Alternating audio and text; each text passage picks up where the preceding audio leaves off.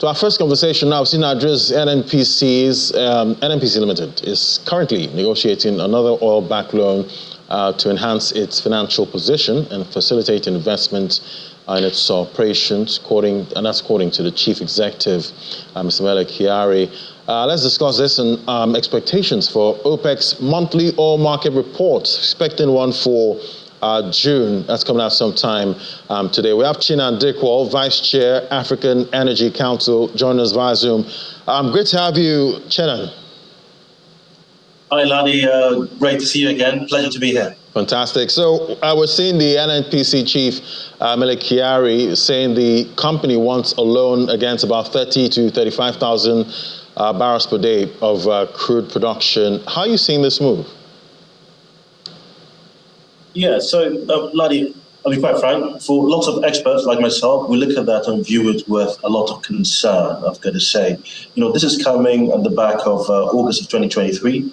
The NNPC went cap in hand to a fraction bank, and we got a similar loan, oil-backed loan of $3.3 billion.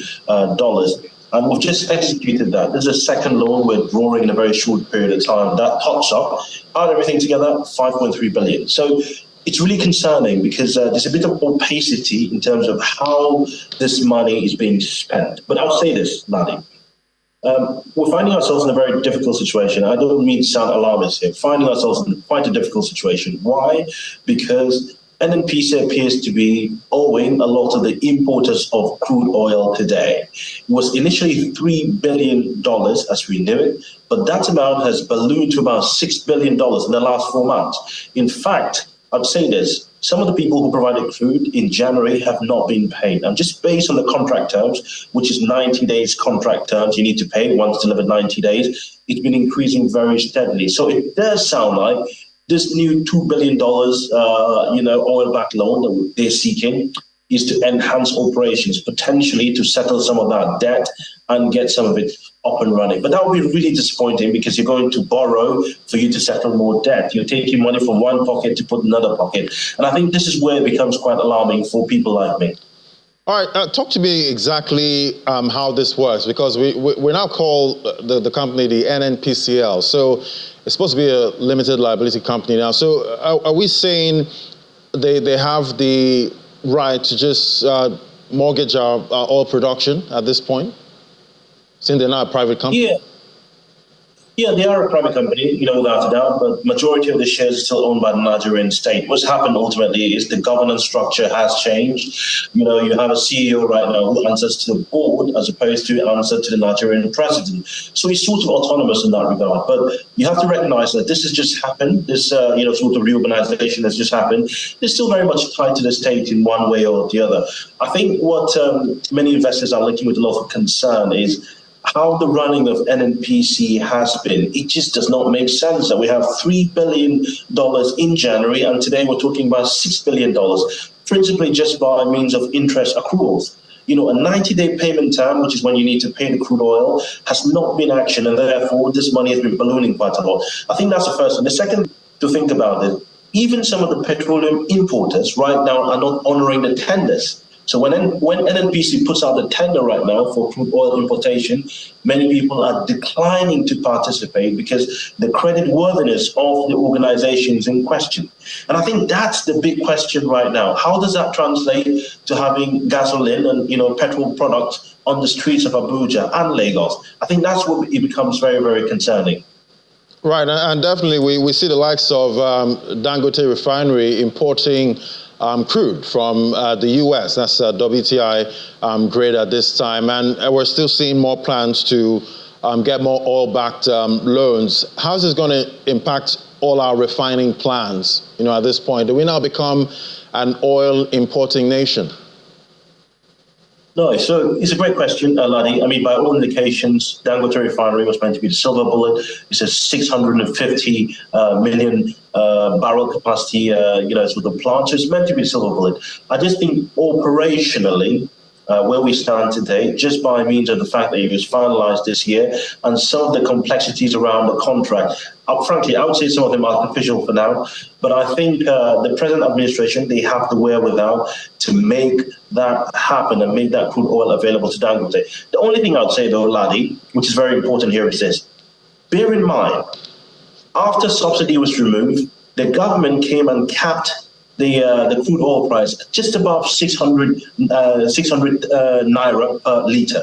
That's where it stands today. Unfortunately, since that's happened, because of the devaluation of the naira, the market price of crude oil has gone up significantly. So there is a massive delta as well by means of subsidy that government would have to pay. Now, I'm answering your question because if Dangote is meant to sell that crude into the Nigerian market, he'll be selling it at a loss. Unless, of course, he pulls off subsidy as well from the government. But this is the problem. This is where we find ourselves at 600 naira per litre. And unfortunately, the market price is way higher than that today because of devaluation. We still have subsidy. In fact, I put it to you, Ladi, the total bill of the subsidy today for this month is about $3.7 billion.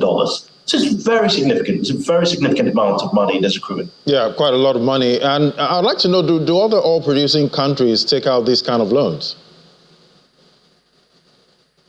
Some of them are, going for loans like this, which are oil-backed. It's a natural thing to do, borrow against your reserves, and it kind of makes sense. But many of them, of course, are doing it in a very, very conscious way. 30,000 barrels, 30 to 35,000 barrels per day. It's a massive number, with all due respect. A company like NNPCL, and I think that reorganization where it becomes a, limited company, it should allow it to hold cash on its balance sheet.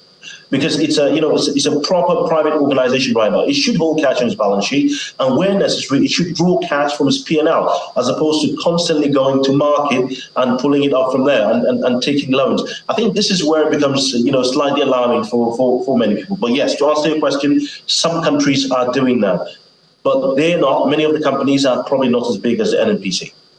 And, looking at things and the pace, at this time and the way the NNPCL is set up, do you think this company will ever be profitable, at this rate, with this kind of arrangements we see? It is possible to. So when you look at NNPC principally as a business, from a reserve standpoint, it's extremely attractive. We've got, huge amounts of oil, huge amounts of gas, without a doubt, the lightest amount of oil you can find anywhere. We just sanctioned, another LNG project. Well, not sanctioned, we're in the process of looking at it with Gola. So from that standpoint, it's extremely attractive. The big problem, the big issue, so I'm talking geology now, below ground. So anything below the ground, the geology of Nigeria is super attractive. The main problem we're facing are the above ground risks. The above ground risks, security issues, and all of the challenges around that, and the complexity of contracts. And that is where Nigeria continues to fail. And I think if NNPCL would be successful, it would really need to reorganize, because the old NNPC that we know and its operations that we see presents a really concerning thing when you put it out to international investors. I don't see how a company like that will pull in investment from outside, because people need to see a transparent system of governance. First of all, the governance system needs to be entirely transparent before any investor can be able to put in money. So far, we're not quite seeing that. We're seeing a lot of loans being raised. We can't see how that's being divvied up into production, if you like. Right, and we keep talking about boosting oil production in Nigeria. Walk me through what we should start doing right now, to get some kind of results in the short term. Yeah, so Ladi, I'll answer that question, but can I say this? Bear in mind, in 2024, the Bola Tinubu government have the target price of 1.7 million barrels per year. So our budget was meant to be on 1.7 million.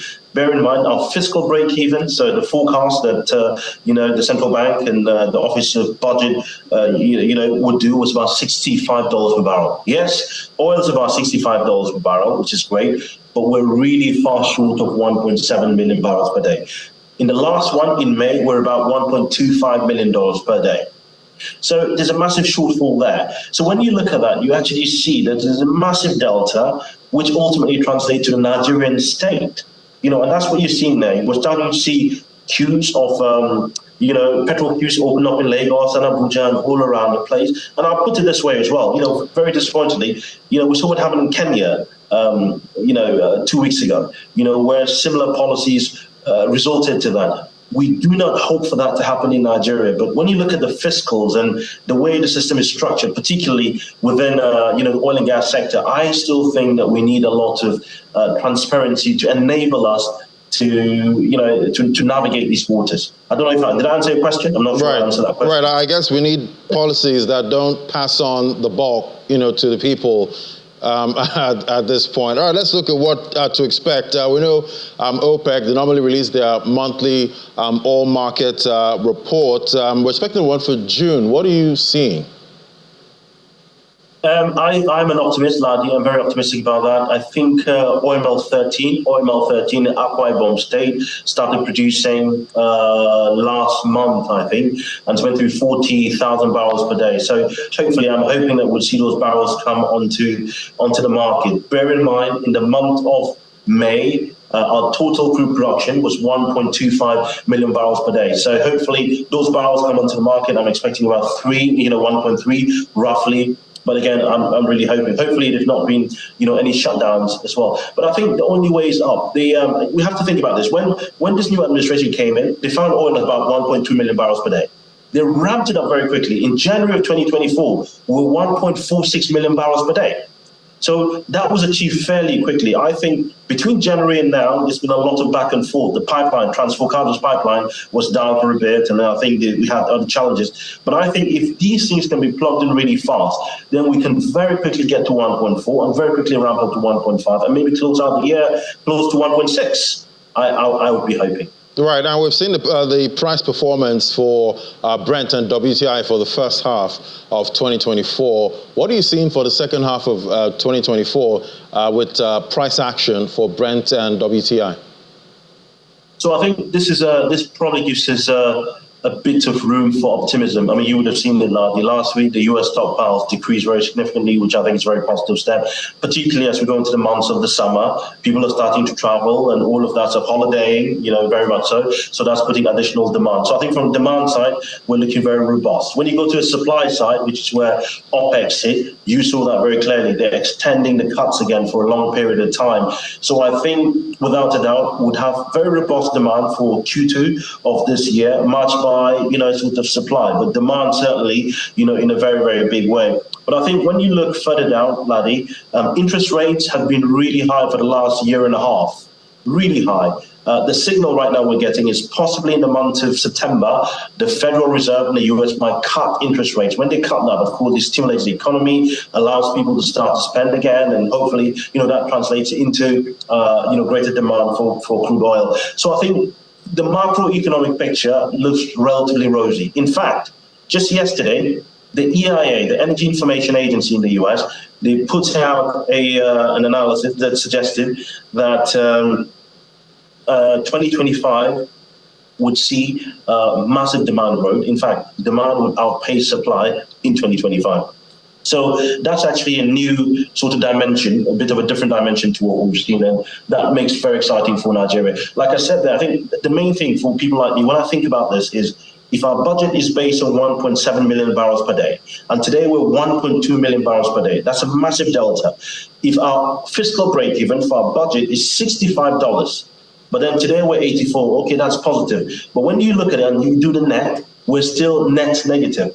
Nigeria needs to think very cleverly around how it undertakes its budget and how that would impact the daily runnings of government. I think that's one of the big things that probably the central bank governor will be taking out of this, because this year, quite frankly, we've not met the market. Right, I guess it's matching production with price increases. Oh, thank you so much. Always great having perspective. Chinan Dekwa, Vice Chair, African Energy Council. Thank you so much. Pleasure. Thank you.